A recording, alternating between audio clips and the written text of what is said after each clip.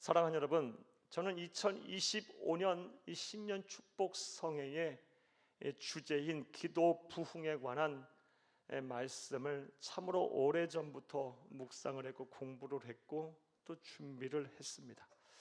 자, 그렇다면 왜 우리가 2025년 이 시점에 기도 부흥에 관한 말씀을 우리가 들어야 하고 또 전하는 이유가 무엇일까요?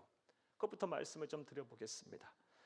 2025년 신년 축복 말씀성의 주제인 기도 부흥에 관한 말씀을 우리가 함께 듣고 함께 은혜를 나누어야 하는 이유는, 먼저 기도 부흥이 없이는 하나님과 깊은 만남을 가질 수도 없고 하나님과 바른 관계를 맺을 수도 없기 때문입니다.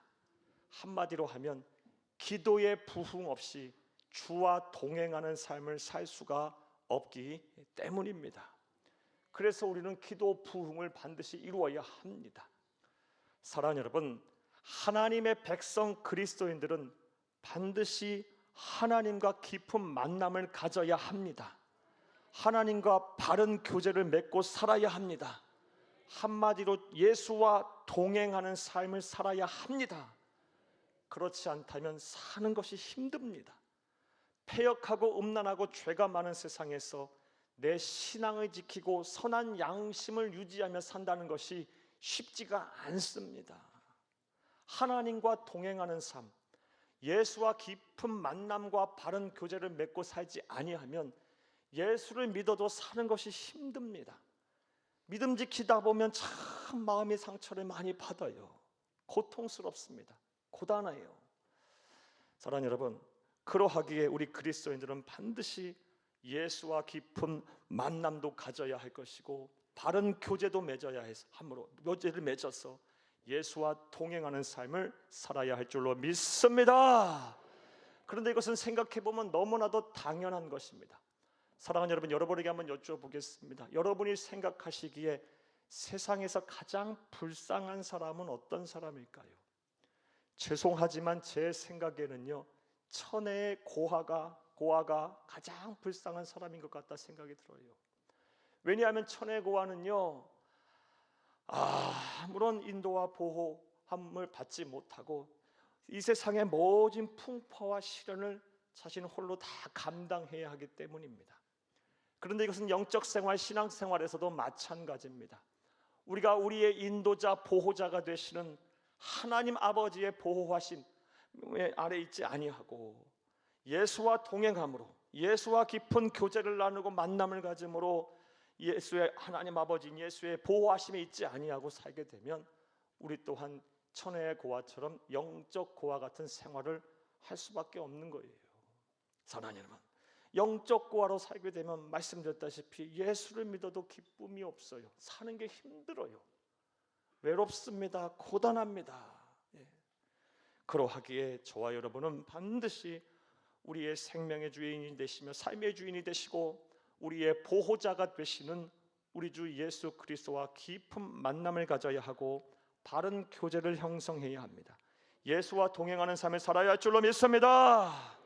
그렇다면 우리 주 예수님과는 어떻게 교제를 나누고 예수와 어떻게 만남을 가지며 주와 동행하는 삶을 살까요? 그 방법이 바로 기도입니다. 기도해야 예수님을 만날 수 있고 기도해야 예수님과 바른 교제를 맺을 수가 있는 것이며 기도해야 예수와 동행하는 삶을 사는 겁니다. 살 수가 있는 겁니다.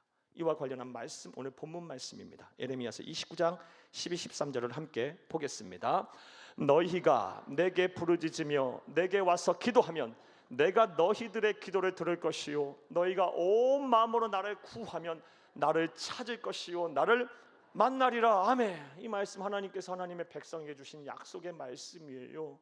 내게 부르짖으며 내게 와서 기도하면 내가 너희들의 기도를 들을 것이고 온 마음으로 나를 구하면, 기도하면 나를 찾을 것이요 나를 만나리라. 기도하지 않고서는 하나님과 교제할 수 없어요. 하나님을 만날 수가 없어요. 예수와 동행하는 삶을 살 수가 없는 겁니다. 영적인 고아처럼 사시겠습니까? 예수와 동행하는 삶, 주의 인도와 보호하심에 따라 사는 저와 여러분이 되어야 할 줄로 믿습니다. 그래서 우리는 기도에 대한 말씀을 들어야 하고 무엇보다 기도의 부흥에 관한 말씀을 이 시점에 들어야 합니다.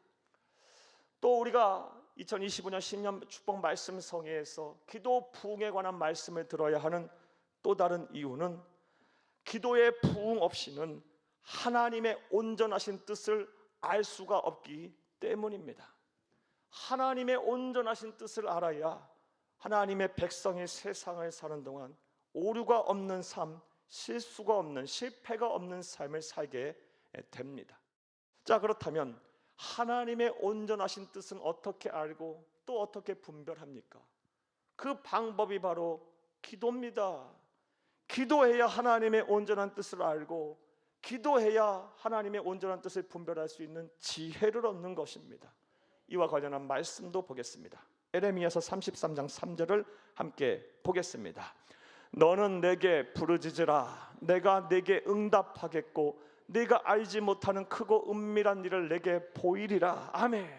내게 부르짖으라. 기도해라. 내가 내게 응답을 하겠는데 네가 알지 못하는 크고 은밀한 일, 하나님의 온전하신 뜻을 네게 보이리라. 알게 하겠다라는 약속의 말씀이에요. 하나님의 백성은 하나님의 온전하신 뜻대로 살아야 형통합니다. 하나님의 백성들은 세상을 사는 방법이 달라요. 하나님의 온전하신 뜻에 따라 그 말씀에 순종하며 살아야 하나님께 복을 받고 하나님이 주신 사명을 온전히 감당하는 것이에요. 하늘의 별과 같이 빛나는 영광을 얻게 되는 거예요. 사랑하는 여러분, 그래서 우리는 기도에 관한 말씀을 들어야 합니다. 무엇보다 우리의 기도가 더 부흥이 되어 하나님의 온전하신 뜻을 더 잘 알고 더 분별해야 합니다. 그래서 우리는 2025년 신년 축복 말씀 성회에 기도 부흥에 관한 말씀을 또 전하고 들어야 하는 것입니다. 이것을 온전히 믿는 여러분 되기를 간절히 바랍니다. 할렐루야. 나아가 또 우리가 기도 부흥에 관한 말씀을 들어야 하는 이유가 무엇일까요? 2025년 신년 축복 말씀 성회의 주제로 기도 부흥 프로젝트에 대해서 말씀을 드리는 이유가 무엇일까요? 나아가서 평안을 얻고 회복의 은혜를 누리기 위해서입니다. 기도 부흥 없이는 평안을 얻을 수가 없습니다. 회복의 은혜를 누릴 수가 없습니다. 한마디로 하면 마음과 생각을 지킬 수가 없습니다. 하나님의 백성이 세상을 살면서 신앙의 양심을 지키고 선한 믿음 속에서 세상에서 소위 성공하기란 참으로 쉽지가 않습니다. 왜냐하면 이 세상이 패역하고 음란하고 죄가 많고요, 사랑은 쉽고 경쟁이 치열한 세상이기 때문에 그렇습니다. 그 세상에 세상 사람들과 부대껴 살면서 내 믿음을 지키고 선한 양심에 따라 소위 세상 사람들이 말하는 성공하는 삶을 산다는 것이 얼마나 어려운지는 여러분이 다 아실 거예요. 그러다 보니 쉽게 타협도 하고 또 쉽게 합리화도 하고 또 동화되어 죄를 짓기도 하고 하나님 마음에 아프게도 하고 나아가서 그러다 보니 마음과 생각이 막 상처를 입고, 여러분의 마음과 생각은 건강하십니까? 영혼은 건강하십니까? 강건합니까? 아무런 문제가 없습니까? 많은 분들이요, 세상을 살다가요 낙심이 되고 염려와 근심에 휩싸여 막 마음이 심히 부패하시는 분들이 많아요. 깊은 상처를 입고 내상을 입어서 막 우울하고 또 불안하고 두려움이 막 엄습해오고 막 염려와 근심으로 잠 못 이루고요, 그리고 하루하루 사는 것이 막 버거우신 분들이 많아요. 이것은 분명 하나님의 자녀로서의 삶이 아닙니다. 우리 주님께서 원하시는 삶도 아닙니다. 우리가 바라는 삶도 아닙니다. 사랑하는 여러분, 그렇다면 어떻게 우리가 이 마음의 평안을 얻고 마음과 생각을 지킬 수가 있을까요? 상처 입은 심령의 회복의 은혜를 누릴 수 있을까요? 답은 하나입니다. 기도해야 합니다. 기도해서 우리의 마음을 설계하시고 창조하신 하나님의 치유를 받아야 합니다. 이와 관련한 말씀을 보겠습니다. 빌립보서 4장 6절에서 7절을 함께 읽겠습니다. 아무것도 염려하지 말고 다만 모든 일에 기도와 간구로 너희 구할 것을 감사함으로 하나님께 아뢰라. 그리하면 모든 지각에 뛰어난 하나님의 평강이 그리스도 예수 안에서 너희 마음과 생각을 지키시리라. 아멘. 아무것도 염려하지 말아라. 기도할 수 있는데 뭘 염려하냐. 모든 일에 기도와 간구로 너희 구할 것을 감사함으로 하나님께 아뢰라. 그리하면 모든 지각에 뛰어난 하나님의 평강이 그리스도 예수 안에서 너희 마음과 생각을 지키시리라. 할렐루야. 약속의 말씀이에요. 사랑하는 여러분, 우리의 마음과 생각을 지키고 가장 잘 치료하실 수 있는 분은 우리의 마음과 생각을 창조하신 분이에요. 만든 사람이 가장 잘 고치는 거예요. 완벽하게 치료하는 거예요. 사랑하는 여러분, 그러하기에 우리는 하나님의 도우심을 구해야 돼요. 내 마음과 생각을 고쳐달라고, 내 마음과 생각을 지켜달라고, 내 삶의 평안의 은혜를 내려달라고, 상처 입은 내 심령, 내 영혼의 회복의 은혜를 부어달라고 기도해야 합니다. 우리의 기도가 부응되어야 합니다. 우리의 기도가 더 부응이 돼서 우리의 삶이 더 평안하고 더 우리의 마음과 생각이 천국이 되어야 합니다. 그런 이유로 이번 신년 축복 말씀 성회에 기도 부응에 관한 주제의 말씀을 여러분에게 드리려고 합니다. 큰 은혜의 시간이 되기를 간절히 주의 이름으로 축복합니다. 자, 저는 지금까지 왜 우리가 기도 부흥 프로젝트에 대한 말씀을 들어야 하는지, 기도 부흥에 관한 말씀을 들어야 하는지에 대한 당위성에 관한 말씀을 드렸습니다. 간단하게 다시 정리하면 하나님과 깊은 만남을 갖고 바른 관계를 맺기 위해서, 한마디로 예수와 동행하는 삶을 살기 위해서 우리는 우리의 기도가 부흥되어야 합니다. 그래서 이 말씀을 들으려고 해요. 또한 하나님의 온전하신 뜻을 분별하기 위해, 하나님의 온전하신 뜻을 알기 위해 우리는 우리의 기도가 부흥되어야 합니다. 그래서 이 말씀을 듣고 또 함께 전하려고 합니다.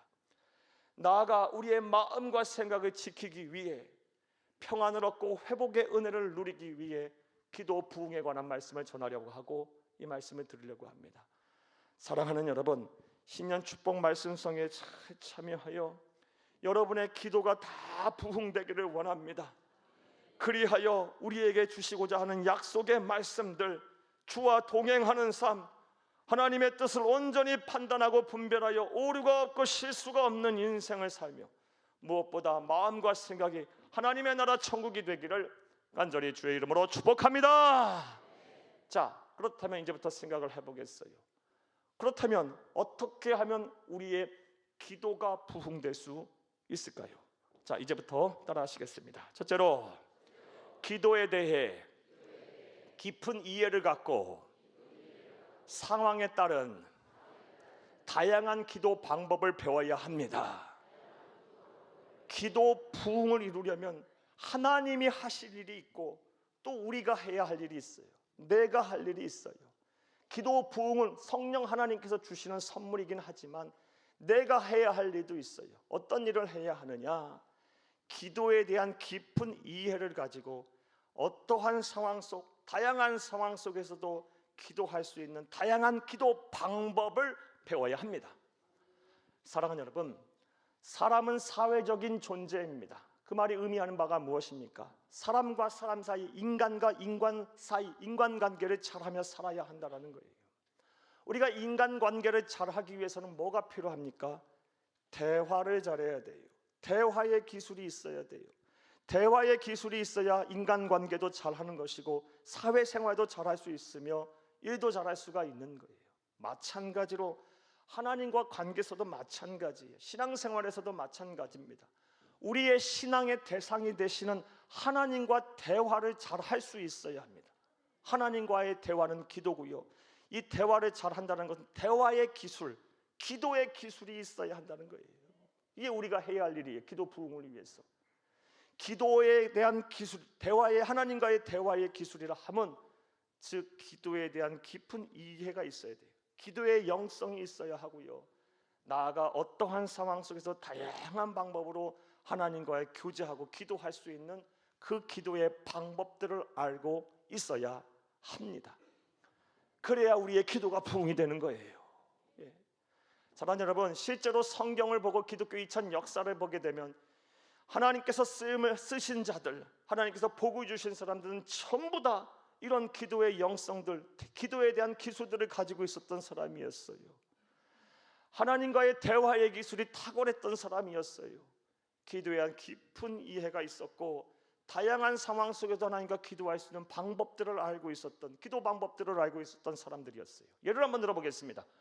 구약에 먼저 다윗이 그러합니다. 다윗은 사도행전 13장 22절 말씀을 보게 되면 하나님께서 다윗을 평가하실 때 내가 이새의 아들 다윗을 만나니 내 마음에 꼭 맞는 자다, 내가 그를 통해서 내 뜻을 이루리라 라고 말씀하실 정도로 하나님께서 인정하시는 신앙인이었습니다.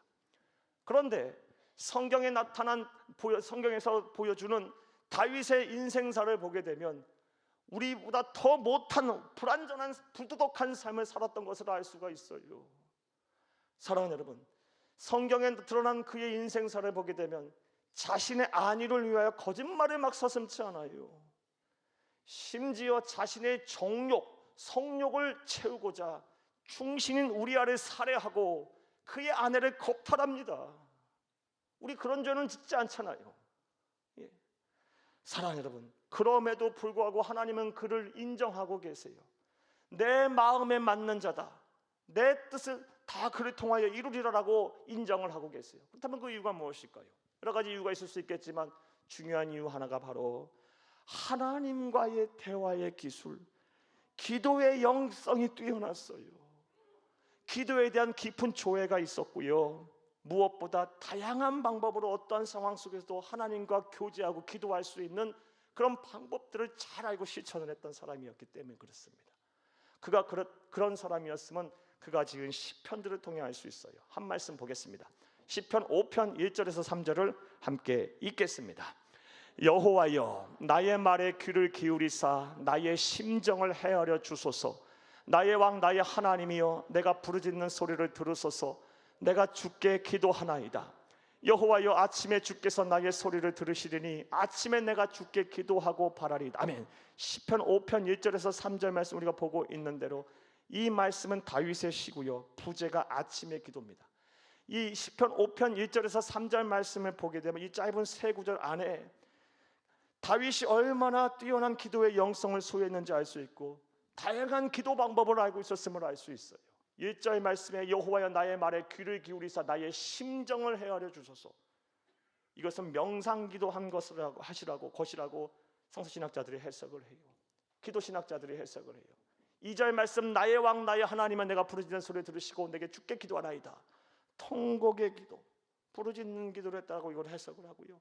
3절 말씀, 여호와여, 아침에 주께서 나의 소리를 들으시리니 아침에 내가 주께 기도하고 바라리이다. 유대인들은요, 아침에 되면 하나님의 말씀 펴놓고 말씀에 관한 근거해서 말씀 묵상 기도를 했어요.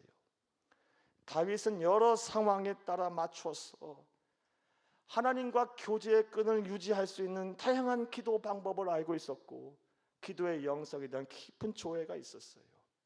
그러하였기에 하나님께서는 그를 버리지 아니하시고 그를 통해서 하나님께서 크신 일을 행하신 것입니다.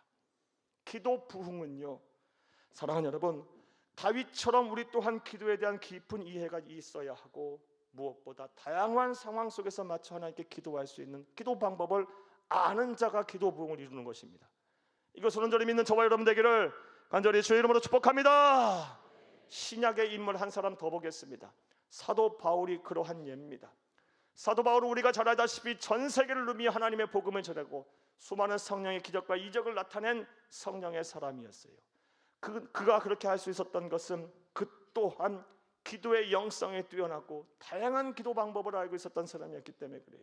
그래서 하나님과의 교제의 끈을 놓지 않았기 때문에 그래요. 이를 알 수 있는 말씀 보겠습니다. 디모데전서 2장 1절을 함께 보겠습니다.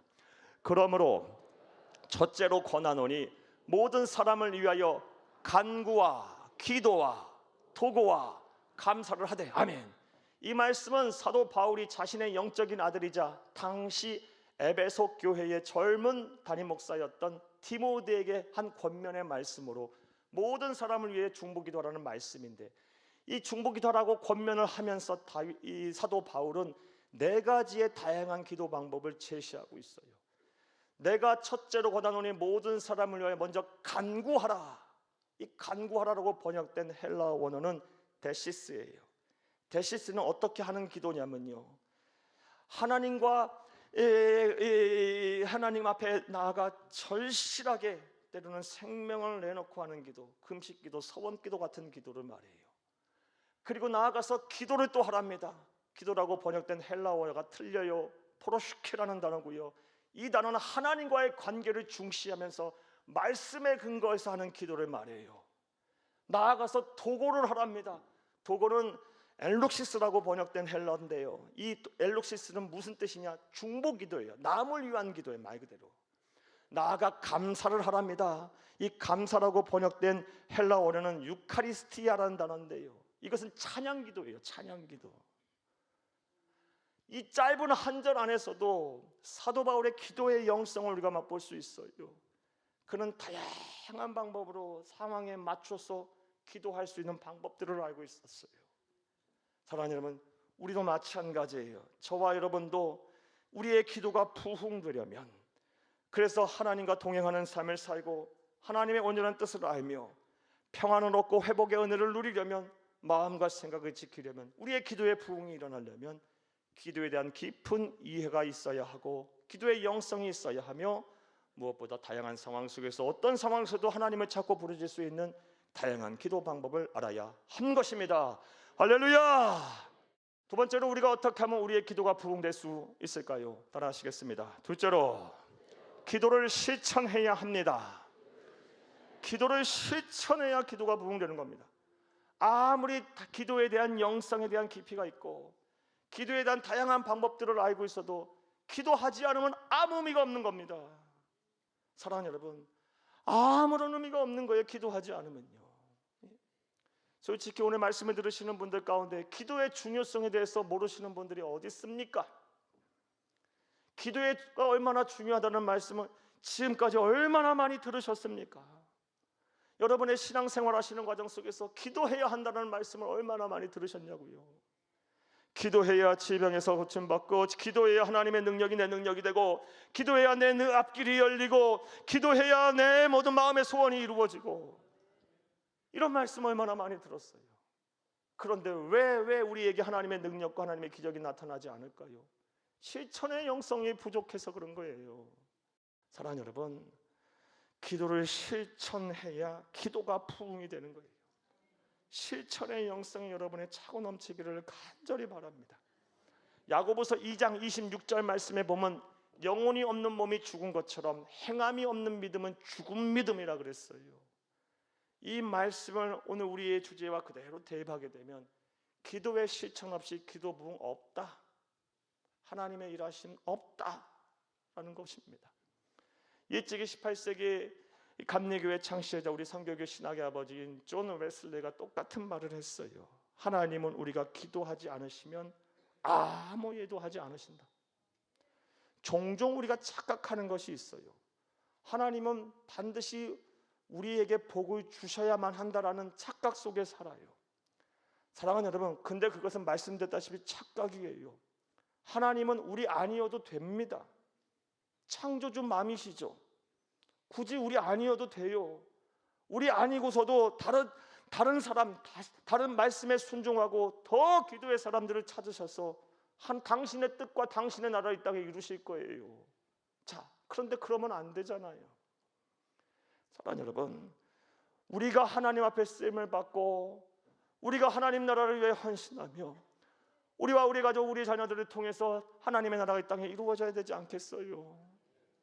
그러기 위해서 우리는 기도해야 하는 거예요. 우리의 기도가 부흥이 되어야 합니다.